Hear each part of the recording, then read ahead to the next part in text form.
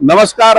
आज दिनांक 13 नोव्हेंबर 2025 वार गुरुवार। केडी चौधरी डाळिंबयार्ड पुणे या लोकप्रिय युट्यूब चॅनलवर सर्व शेतकरी बांधवांचं मनापासून स्वागत। खरं तर आपण पाहतोय सद्यस्थितीमध्ये की क्लायमेटचे काय बदल होत आहेत आणि त्याचे आपल्यावरती काय परिणाम होणार आहेत का? तो होणार आहे। थंडी वाढलेली आहे आणि थंडीचे परिणाम आता थोडंसं धुके जर उत्तर भारतात चालू झालं तर व्यापारावर परिणाम होतो आणि अशा परिस्थितीमध्ये आता आपण जास्त थांबायचं नाही, पण माल लगेच पुढे नाही येत, परंतु मार्केट थोडंसं खालीवर होऊ शकतं।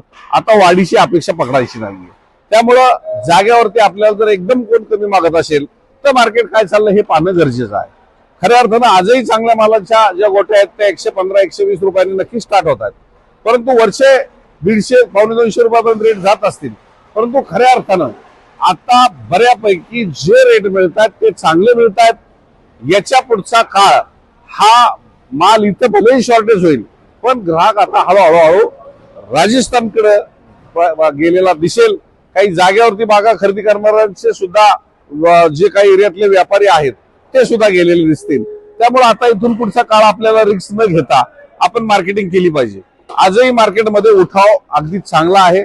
जाग्यापेक्षा 15-15, 20-25 रुपये किलो जे फरक पडतायत हे शेतकरी बोलून दाखवतात। उत्तर महाराष्ट्रामध्ये सुद्धा माल कमी पडलेला आहे।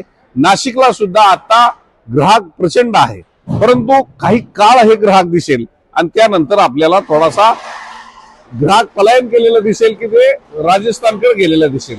त्यामुळे आता जास्त थांबू नका आणि रेट जे मिळतात ते खूप समाधानकारक मिळतात आणि इथून पुढचा काळ हा आपल्यासाठी एक दिवस महत्वाचा आहे। त्यामुळं मी यासाठीच एक दिवस महत्वाचा म्हणतोय की आपण जास्त थांबलो आणि कदाचित आपल्याला माल जो थंडीने तडकायला सुद्धा चालू होतो, फाकतो माल आणि त्याच्या बदल्यामध्ये त्याचं प्रमाण हे झालेलं पाहायला भेटतं आणि म्हणून जास्त थांबू नये, मार्केटिंगचा अभ्यास आपण घ्यावा हेच कळकळीचं आवाहन मी करत असताना शेतकरी बांधव एवढ्या कष्टातून हा ज्या वेळेस संघर्ष करून हा माल पिकवतोय त्याचं नुकसान होऊ नये ही मी नेहमी काळजी घेत असताना शेतकऱ्यांना यावर्षी नक्कीच फायदा झाला, परंतु यावर्षी ओला दुष्काळ म्हणून आपण 25 रुपये शेतकऱ्यांना कॅरेटला परतावा पण देतोय आणि गाड्या सुद्धा अर्ध्या येतात, कमी भाड्यामध्ये त्यांना येऊन परवडत नाहीये। त्यामुळे गाडीवाल्यांना सुद्धा 15 रुपये कॅरेटला परतावा हा आपण चालू केला, त्यामुळे शेतकरी समाधानी झाला आणि गाडीवाला सुद्धा समाधानी आहे। आणि अशा परिस्थितीमध्ये जो गाडीवाला इतर ठिकाणी माल घेऊन जाण्यासाठी प्रयत्न करत होता तो करत नाहीये, त्यामुळं गाडीवाल्याचं सुद्धा समाधान आणि शेतकऱ्याचं सुद्धा समाधान यावर्षी आपण करण्याचं धोरण हे 31 डिसेंबर पर्यंत ठेवलं, त्याचाही फायदा माझ्या गाडी मालक चालक आणि शेतकऱ्यांना बांधवांना व्हावा। धन्यवाद।